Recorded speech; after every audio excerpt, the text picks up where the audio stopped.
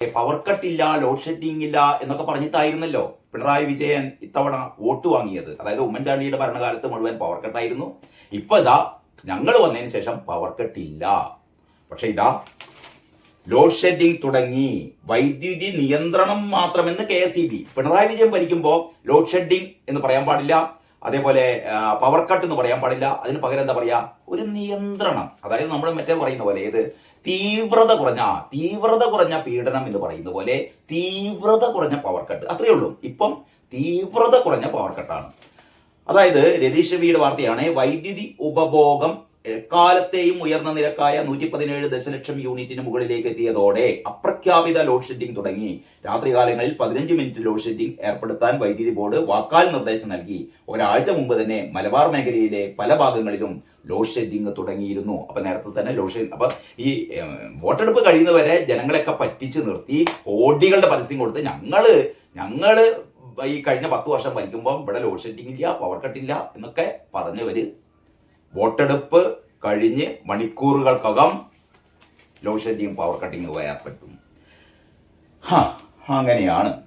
പാമ്പുകടി ആശുപത്രികൾ തേടി അലയേണ്ട 108 വിളിക്കാന്നാ പറയുന്നത് കേട്ടോ. ആരാ പറയുന്നത്? പാമ്പുകടിയേറ്റവരെ കനിവ് 108 ആംബുലൻസ് വഴി വിഷ ചികിത്സാ മരുന്ന് ആന്റി സ്നേക് വനമുള്ള ആശുപത്രികളിൽ കൃത്യമായി എത്തിക്കുമെന്ന് മന്ത്രി വീണ ജോർജ്. ആരും വിശ്വസിക്കണ്ടേ? വീണ ജോർജ് ആണ് പറയുന്നത്. വീണ് കിടന്നുരുളുന്ന ജോർജാണ് പറയുന്നത് പാമ്പുകടിയേറ്റാൽ 108 വിളിച്ചാൽ മതി എന്ന്. ദേശീയപാത 66 ഈ വർഷവും തീരില്ല എന്നാണ് CP ശ്രീഹർഷന്റെ സ്റ്റോറി. കേരളത്തിൽ ദേശീയപാത 66ന്റെ വികസനം ഈ വർഷം പൂർത്തിയാകില്ല. നിർമ്മാണത്തിലെ അപാകതകൾ കാരണം വിവിധ ഭാഗങ്ങളിൽ വിള്ളലുകൾ ഉണ്ടായിരുന്നു. തുടർന്ന് ചില ഭാഗങ്ങളിൽ നിർമ്മാണ ഘടനയിൽ മാറ്റം വരുത്തുന്നതാണ് വൈകാൻ കാരണം. എപ്പോഴത്തേക്കാണ് തീരുക? അടുത്ത മാർച്ചോടെ മാത്രമേ പൂർത്തിയാകൂ. അടുത്ത മാർച്ച് വരെ കാത്തിരിക്കണമെന്നാണ് പറയുന്നത്. ഉള്ളിലെ പേജിലേക്ക് പോയാൽ ഏറ്റവും പ്രധാനപ്പെട്ട വാർത്തകൾ എന്ന് പറയുന്നത് ശോഭയ്ക്കെതിരായ പരാതി കളക്ടറുടെ റിപ്പോർട്ട് പരിശോധിച്ച് നടപടിയെന്ന് CEO.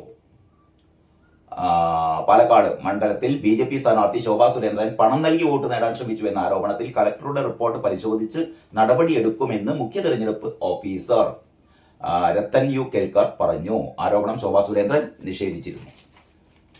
ഇനി ഷാഫിക്കും അബ്ദുള്ളയ്ക്കും BJPയുമായി ധാരണ. MV ഗോവിന്ദൻ. BJPയുമായി ആർക്ക് ധാരണ? ഷാഫിക്കും അബ്ദുള്ളയ്ക്കും, അബ്ദുള്ള പാറക്കലിനാണ് ധാരണയാണെന്ന് MV ഗോവിന്ദൻ പറയുന്നു. തുടർഭരണം ഉറപ്പാണെന്ന് കൂടി CPM പറയുന്നു കേട്ടോ. തുടർഭരണം ഉറപ്പാണ്. നാദാപുരം വടകര മണ്ഡലങ്ങളിൽ BJP വോട്ടുകൾ UDFിന് ലഭിക്കാൻ ധാരണയുണ്ടാക്കിയെന്ന് CPM സംസ്ഥാന സെക്രട്ടറി MV ഗോവിന്ദൻ ആരോപിച്ചു. ഷാഫി പറമ്പിൽ MPയും പാറക്കൽ അബ്ദുള്ളയുമാണ് ഇതിന് പിന്നിൽ പ്രവർത്തിച്ചത്. ഫലം വരുന്നതിൽ പിന്നാലെ കൂടുതൽ വിവരങ്ങൾ പുറത്തു വരുമെന്നും ഗോവിന്ദൻ പത്രസമ്മേളനത്തിൽ പറഞ്ഞു. ഇനി ഉള്ളിലെ പേജിലേക്ക് പോയാൽ ഇഴഞ്ഞെത്തുന്ന ദുരന്തം എന്നുള്ളതാണ് മാതൃഭൂമിയുടെ എഡിറ്റോറിയൽ കേട്ടോ. എന്താ പറയാ, പാമ്പ് കടി മൂലം മരണം കൂടുന്നത് സംബന്ധിച്ചുള്ള ഒരു എഡിറ്റോറിയലാണ്. ആത്മകഥാ വിവാദം രാഹുൽ ഗാന്ധിയെ തള്ളി ജനറൽ നരവണെ. തന്റെ പ്രസിദ്ധീകരിക്കാത്ത ആത്മകഥ ഉയർത്തിക്കാട്ടി പ്രതിപക്ഷ നേതാവ് രാഹുൽ ഗാന്ധി ലോക്സഭയിൽ സർക്കാരിനെതിരെ ഉയർത്തിയ ആരോപണത്തെ തള്ളി കരസേന മുൻ മേധാവി ജനറൽ MM നരവനെ. ഇനി മുഖ്യമന്ത്രിക്കായി രക്ഷാപ്രവർത്തനം, സുരക്ഷാ ഉദ്യോഗസ്ഥന്റെ പരാതിയിൽ കേസ്. ഈ മുഖ്യമന്ത്രിക്കായി രക്ഷാപ്രവർത്തനം നടത്തിയല്ലോ. അതായത് മുഖ്യമന്ത്രി പറഞ്ഞല്ലോ രക്ഷാപ്രവർത്തനം, അതായത് നവകേരള സദസ്സും നവകേരള യാത്രയൊക്കെ നടത്തിയപ്പോഴാണ് കരിങ്കൊടി വീശിയ യൂത്ത് കോൺഗ്രസ് പ്രവർത്തകരെ മുഴുവനും ഈ മുഖ്യമന്ത്രിയുടെ സുരക്ഷാ സേന അംഗങ്ങൾ മാരകമായി മർദ്ദിച്ചത് നമ്മൾ കണ്ടതാണ്. ചെടിച്ചട്ടി കൊണ്ട് പിന്നെ ഇതാണ് ഹെൽമറ്റ് കൊണ്ടൊക്കെ തലയടിച്ച് പൊട്ടിക്കുകയായിരുന്നു അല്ലേ. അപ്പോഴാണ് മുഖ്യമന്ത്രി പറഞ്ഞത് രക്ഷാപ്രവർത്തനമാണെന്ന് പറഞ്ഞു. അപ്പൊ ഏതായാലും ഭരണം മാറുകയാണ്. രക്ഷാപ്രവർത്തനം നടത്തിയ ആൾക്കാർക്കൊക്കെ മുഖ്യമന്ത്രി നേരത്തെ പിണറായി വിജയൻ എന്ത് ചെയ്തു, ഇവർക്ക് ആവശ്യമായ സ്ഥാനക്കയറ്റങ്ങളൊക്കെ നൽകി ഇവരെ ആദരിക്കുകയൊക്കെ ചെയ്തിട്ടുണ്ട്. പക്ഷേ UDF അധികാരത്തിൽ വന്നു കഴിഞ്ഞാൽ ശരിയാക്കി തരാം, നിങ്ങളുടെ രക്ഷാപ്രവർത്തനമൊക്കെ ശരിയാക്കി തരാം എന്നുള്ള രീതിയിൽ സോഷ്യൽ മീഡിയയിൽ ഈ രക്ഷാപ്രവർത്തനം എന്ന് പറഞ്ഞാൽ ഇൻവെർട്ടർ കോമിയിലാണ്. രക്ഷാപ്രവർത്തനമല്ല, തലമണ്ടടിച്ച് പൊട്ടിച്ച മുഖ്യമന്ത്രിയുടെ ഈ സുരക്ഷാ സേനാംഗങ്ങൾക്ക് നേരെ സോഷ്യൽ മീഡിയയിൽ ഭീഷണി.